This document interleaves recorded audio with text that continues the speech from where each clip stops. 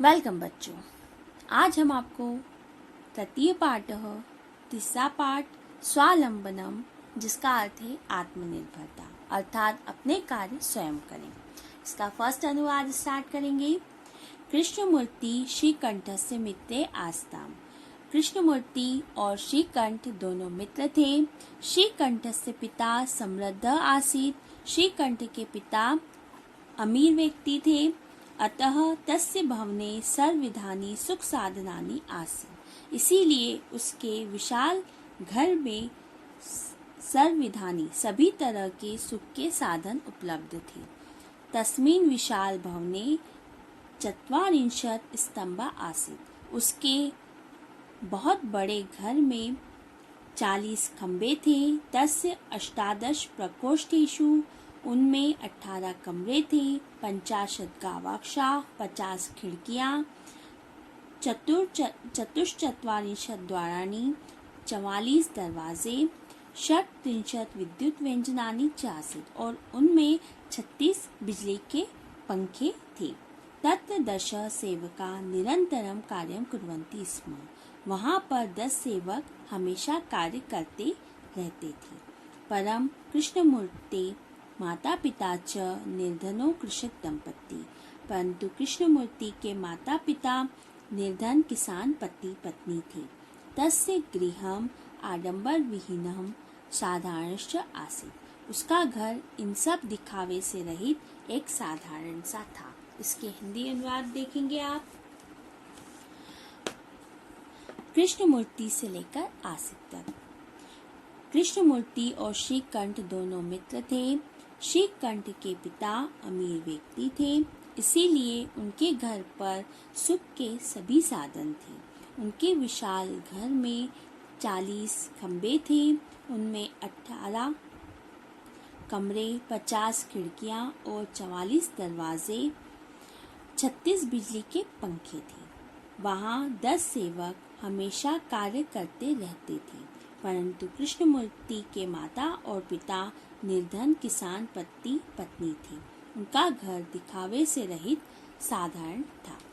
अब सेकंड अनुवाद देखेंगे। एकदा श्रीकंठ तेन सह प्रातः 9 वादने तस्य गृहम् आगच्छत।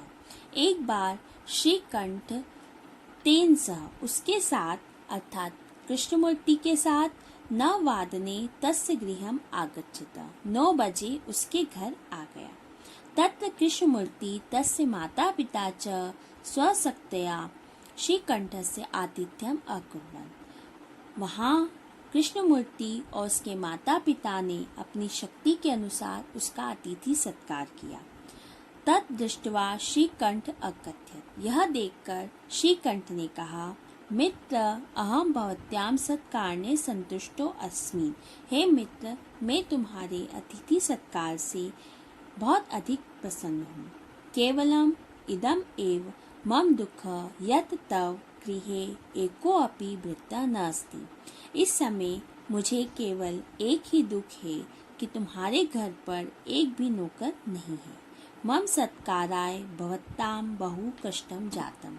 मेरा अतिथि सत्कार करने में तुम्हें बहुत अधिक कष्ट हुआ होगा।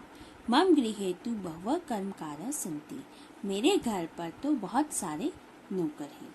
इसका हिंदी अनुवाद देखेंगे। एकदा से लेकर संति तक। एक बार श्रीकंठ उसके साथ सुबह 9 बजे कृष्णमूर्ति के घर चला जाता है। वहाँ कृष्णमूर्ति और उसके माता पिता अपनी शक्ति के अनुसार श्रीकंठ का अतिथि सत्कार करते हैं। यह देखकर श्रीकंठ ने कहा, हे मित्र, मैं आपके अतिथि सत्कार से संतुष्ट हूँ। मुझे केवल इस समय एक ही दुख है कि तुम्हारे घर पर एक भी नौकर नहीं है। मेरा अतिथि सत्कार करने में आपको बहुत कष्ट हुआ होगा। मेरे घर पर तो बहुत सारे सेवक हैं। थर्ड अनुवाद देखेंगे बच्चों। तदा कृष्णमूर्ति अवदत्। तब कृष्णमूर्ति ने कहा, मित्र, मम अपि 8 कर्मकारः सन्ति। मेरे पास भी 8 नौकर हैं। ते च वे सब हैं द्वे पादौ द्वे हस्तौ द्वे नेत्रे द्वे श्रोत्रे इति। दो पैर, दो हाथ, दो आंखें और दो कान हैं। एते प्रतिक्षणं मम सहायकम्, यह हर समय मेरी सहायता करते हैं। किंतु तव भृत्या सदैव सर्वत्र च उपस्थिता भवितुं न शक्नुवन्ति, किंतु तुम्हारे जो नौकर हैं हमेशा और हर जगह तुम्हारे साथ उपस्थित रहे, यह संभव नहीं है। त्वं तु स्वकार्यं भृत्याधीनम्, तुम अपने सारे कार्यों के लिए नौकरों पर ही आश्रित रहते हो। यदा यदा ते अनुपस्थिता तदा तदा त्वं कष्टम अनुभवसि, जब जब वे तुम्हारे साथ में नहीं होते हैं तब तक तुम्हें बहुत अधिक कष्ट सहना पड़ता है। स्वावलंबने तु सर्वदा सुखमेव, आत्मनिर्भरता में तो हमेशा सुख ही होता है, न कदापि कष्टम भवति, कभी भी दुख का अनुभव नहीं होता। थर्ड अनुवाद देखेंगे।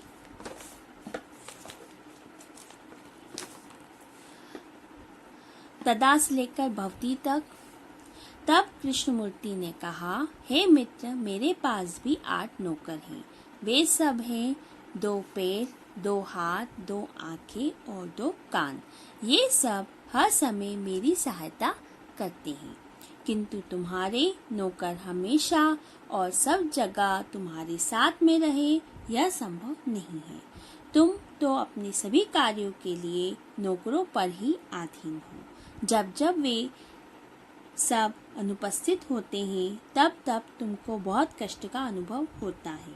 आत्मनिर्भरता में तो हमेशा सुख ही है, कभी भी कष्ट का अनुभव नहीं होता।